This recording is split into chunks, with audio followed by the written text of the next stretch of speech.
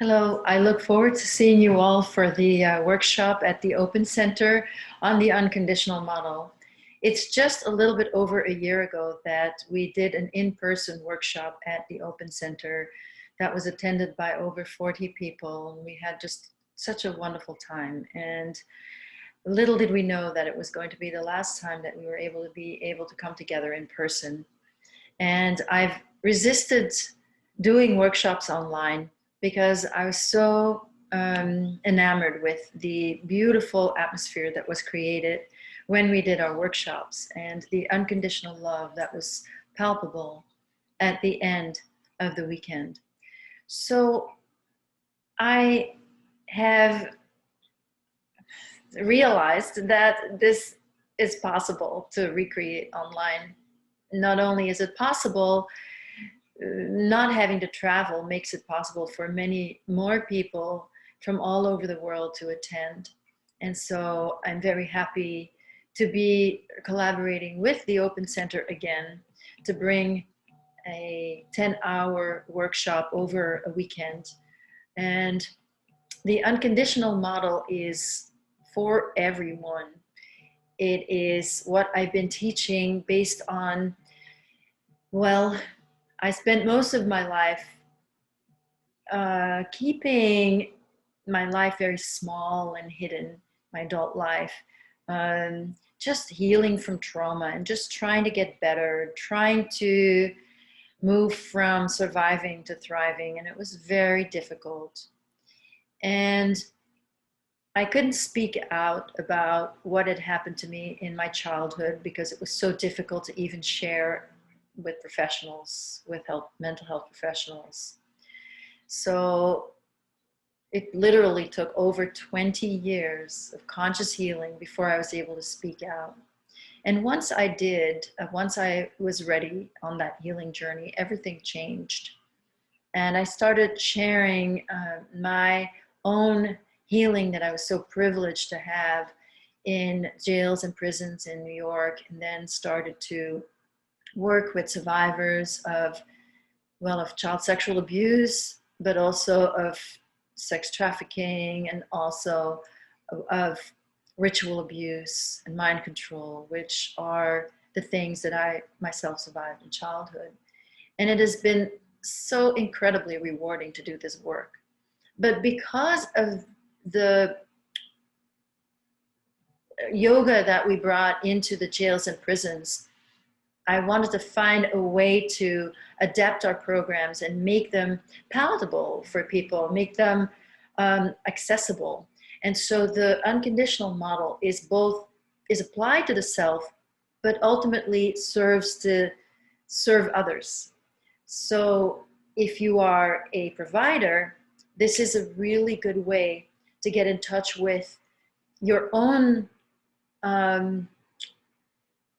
generosity and your own resources, and to optimize that in order to be able to be fully of service to someone else. So whatever way in which you provide, it doesn't matter. It is you can do anything. You can be a yoga teacher, or you can be a therapist, or you can be a friend.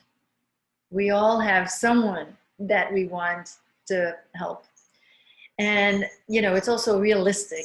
We all know that certain people cannot be helped. And there is no, it's a way to really enable us to optimize our effectiveness and to protect our own energy at the same time.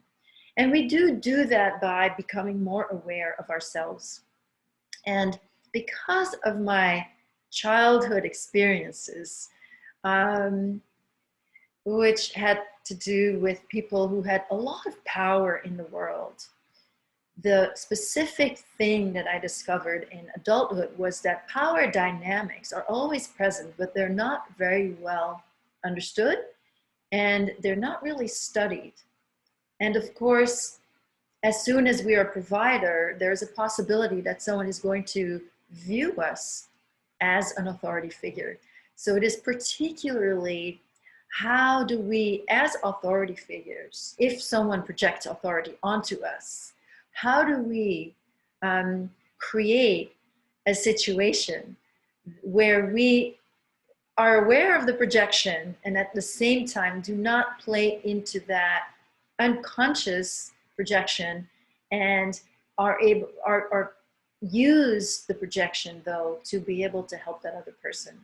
Because once someone does project power onto you, you're going to find that you actually have a lot more possibility to help the other person, just because they are viewing you as an authority, because they give you power. So it is to use the power that you are given in the correct way to help someone, rather than for what power is usually used for, is to abuse it. So this is a time, this has been a very hard year for me, and I know for many other people as well.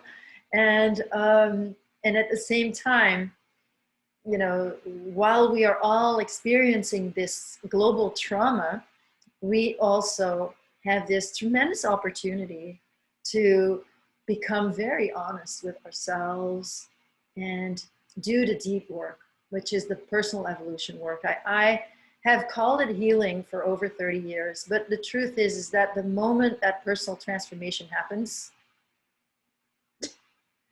you are on an evolutionary path that is a spiritual journey. The moment that we face death again, which is the trauma, is fear of death. The moment that we have the courage to return to that moment of fear of death and to go back while we feel emotionally safe enough and yet still face that tremendous fear, we can begin to draw on our spiritual strengths. And so we will be talking a lot, hopefully getting to know each other on Zoom. And I'm trying to work out how we're going to be able to do that. And you'll be hearing a lot from me, but I hope that you'll be sharing a lot as well. And your participation is going to be, you know, what makes the workshop. And I am very much looking forward to meeting all of you and to recreating this beautiful atmosphere that comes from each unique individual participating in the group, to create that feeling of unconditional love towards the end.